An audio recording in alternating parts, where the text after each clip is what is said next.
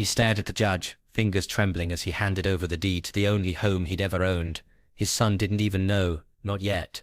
Before I begin this story, can you tell me where in the world you're listening to from? I remember sitting in the old leather chair in Maribel's office, the paperwork for the lake house spread out across the big mahogany desk like a promise I was finally about to keep. It smelled of lemon polish and old books, a comforting scent that always made me feel like I was in the right place. For years, every spare dollar I'd earned as a carpenter, every bit of overtime, every bit of extra work I could pick up, had gone into this. The lake house wasn't just a property, it was a ghost from a past life. Trina and I had talked about it when we were still young, when the idea of a future together didn't feel like a lie. Now it was a wedding gift for our daughter Carla and her soon-to-be husband Oswin. It was my chance at redemption, my way of saying sorry for all the years Trina and I wasted, and a gesture of love to a daughter who had seen the worst of it. The pen felt heavy in my hand. I could practically see the two of them there, Carla and Oswin, sipping coffee on the porch swing, the sun rising over the water. It was a perfect picture, a fresh start for a new generation. The last few weeks leading up to this moment had been a quiet kind of pain, the kind that sits in your stomach and hums. The holidays were always a minefield with Trina. We had a co-parenting relationship that was less co-parenting and more a tense standoff. Every conversation was a chess match, every word carefully chosen, every interaction layered with the baggage of 25 years of half-truths and broken vows. I'd tried to soften her to make the Christmas plans feel less like an obligation and more like a shared joy. The gift of the lake house was my final card to play, a grand gesture I hoped would finally thaw the ice that had formed around her heart. I'd mentioned it on the phone, a small subtle hint. Trina, you and I are going to have a great Christmas. I'm giving Carla and Oswin their gift, and it's a big one, I'd said, trying to make my voice sound light and hopeful, but it came out sounding strained even to my own ears. Her response was a non-committal hum, followed by a quick change of subject about grocery lists. Just a few days ago I'd been at the diner, a small place I went to every morning for coffee, the one where they knew my order before I could even sit down. I was talking to the owner, a woman named Jody, who had known Trina and me since high school. Jody, I'd said, I'm getting ready for Christmas. Can't wait to have everyone together. She'd smiled, a slow, sad smile, and said, well, I'm glad you're looking forward to it, Jareth. I just hope you know Trina's been telling everyone she's going to Arizona for the holidays to visit her sister, and she's taking Carla and Oswin with her. My heart had fallen into my stomach, a cold, sickening stone. The coffee tasted like ash in my mouth, a deliberate, calculated lie. But a part of me, the same naive, hopeful part that had saved for the lake house for 2 decades, told myself there must be a misunderstanding. Maybe she was trying to surprise me. Maybe she had a plan I didn't know about. I clung to that hope with everything I had.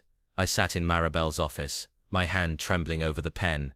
I knew I couldn't ignore the warning signs, but I was so close to making this dream a reality. I needed to see it through, to prove to myself that I was still capable of such a grand gesture. I picked up my phone and sent a text to Carla, a simple message asking, "Hey sweetie, everything good for Christmas?"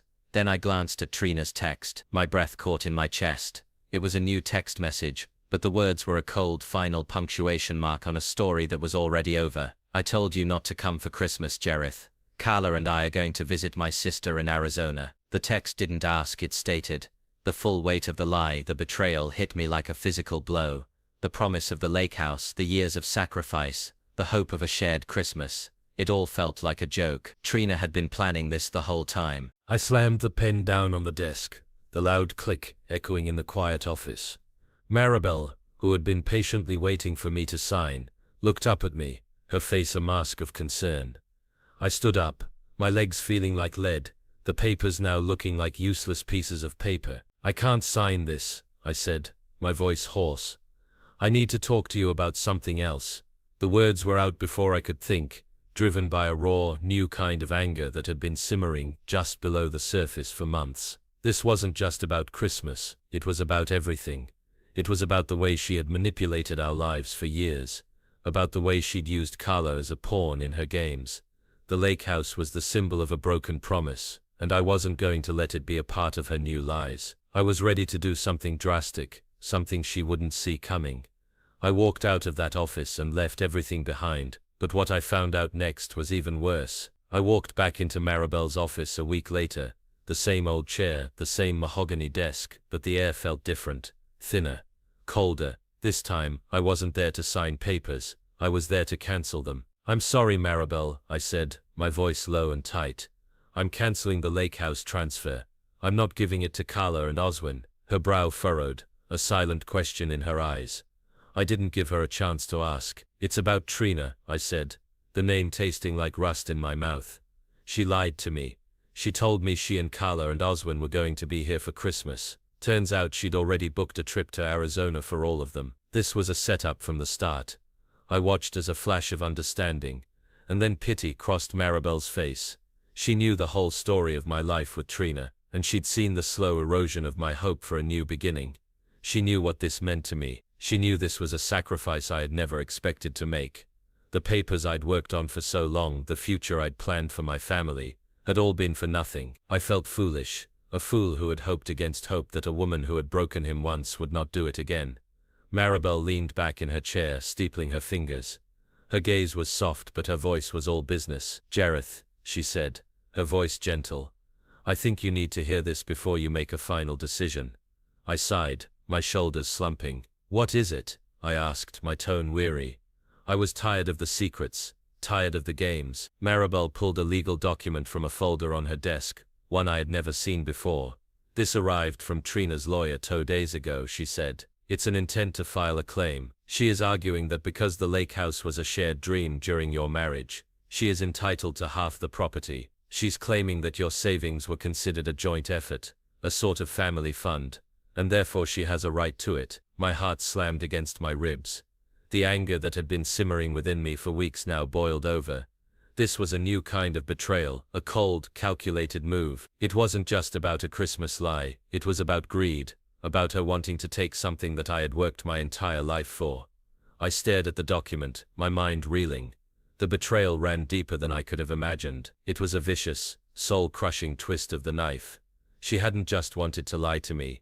She had wanted to take the one thing I had, the one thing that still gave me hope. I picked up my phone and called her, my fingers shaking as I dialed. She answered on the 3rd ring, her voice as smooth as ever, like nothing was wrong. Jareth, are you okay? I didn't waste any time. Trina, I said, my voice thick with rage. What is this? Are you really trying to take the lake house from me? There was a long silence on the other end of the line, and then a cold, triumphant sigh. Jareth, you should have just given it to me when I asked. We had a long marriage, and I sacrificed a lot for you. I deserve a little something to show for it. My world felt like it was crumbling. I had been so blind. This is not about what you deserve, Trina, I said, my voice a broken whisper. This is about you trying to take the one thing that was going to make our daughter happy. She scoffed, a dry, bitter sound. You don't know anything about happy, Jareth. You never did. You were so busy working for your dreams that you didn't notice the lies you were living. Her words hit me with the force of a train.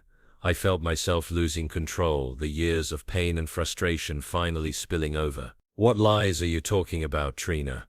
I never lied to you. I worked my whole life to give you everything. The line went silent again, and then her voice came back, lower this time and filled with a pain I had never heard before. You never lied to me, Jareth, but your family sure did. She paused and then dropped the bombshell. Your father, the one who left you and your mother when you were a boy, he had a daughter, a little girl he had with another woman, a little girl who lived just a few towns away from you your whole life. I found out years ago, but I never told you because you had too many problems of your own to worry about it. That lake house, that was our secret. A secret to hide another secret, Jareth. That's what you owe me for. My mind went completely blank. I just stood there in the office, phone still in my hand as the truth settled over me like a heavy blanket. The lies, the secrets, the pain, it all finally made sense. I hung up the phone and just stood there, speechless. The cold, hard truth of my father's betrayal hit me harder than any of Trina's lies. I left Maribel's office in a daze, the documents from Trina's lawyer feeling like a weight in my hand. My own father. He'd left my mother and me when I was a boy, and I had always told myself it was because he was a selfish man who didn't want the responsibility of a family. But he had a secret family, a whole other life with another daughter. The lake house wasn't just a shared dream with Trina. It was a physical manifestation of a different kind of pain, one I had never known existed. This wasn't about money anymore. It wasn't even about betrayal. It was about legacy. It was about what was passed down from one generation to the next, and I realized in that moment that I had a choice. I could be like my father and let this secret poison me and everyone around me, or I could be the one to finally break the cycle. I drove to the one place I knew I could find solace, to my daughter Carla's small apartment. I needed to see her face and tell her the truth. I knew it would be painful for her, but the silence had already done enough damage. Carla opened the door, a worried expression on her face. "Dad, what's wrong?"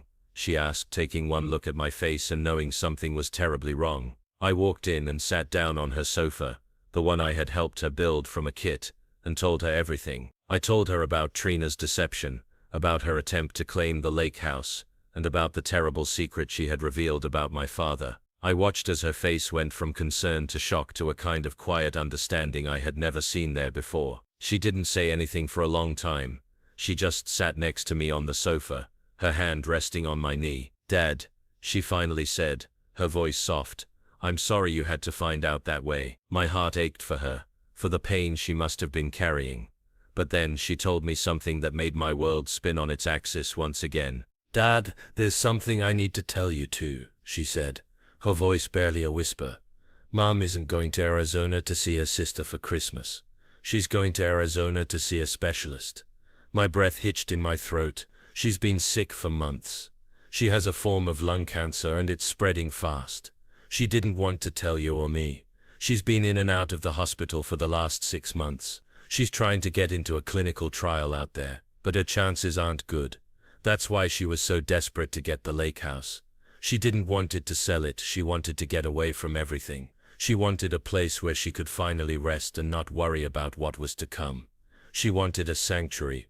The words hung in the air, a devastating truth that explained everything. Trina wasn't just a villain, she was a person in pain, a person trying to protect the one thing she felt she had left. My pride, my anger, my hurt, it all melted away in the face of this new, terrible knowledge. I had been so focused on my own wounds that I had failed to see hers. I had been so busy fighting for a physical property that I had failed to see the real reason she wanted it. I walked to Trina's house, my legs feeling 100 years old. I saw her sitting on the front steps, a blanket wrapped around her, her shoulders hunched. I sat down next to her without a word and she didn't look at me, but I knew she knew I was there. "I know," I said, my voice barely a whisper. "Carla told me." She finally looked at me, tears streaming down her face. We sat there for a long time, not saying anything, just watching the snow fall. Finally I spoke again. "The lake house papers were never really about money, Trina. I was stupid. I was so mad at you that I couldn't see what was right in front of me. I'm not selling it. I'm putting it in a trust for Carla and Oswin, but you and Carla can use it whenever you need. It can be your sanctuary, just as you wanted it to be." She broke down, the kind of deep, gut-wrenching sobs that can only come from a place of pure, unadulterated pain. I just sat there, my hand on her shoulder, and let her cry. I went back to Maribel's office the next day, not to cancel the papers but to sign a new set. I signed over the lake house to a trust I had set up for Carla and Oswin with a clause that Trina would be able to use it whenever she needed to. The pen felt lighter this time, my hand steady. The lake house wasn't a symbol of a broken dream anymore. It was a symbol of a new kind of healing. I walked out of that office not with a broken heart but with a full one. The Christmas that I had expected was gone, but something better had taken its place: redemption.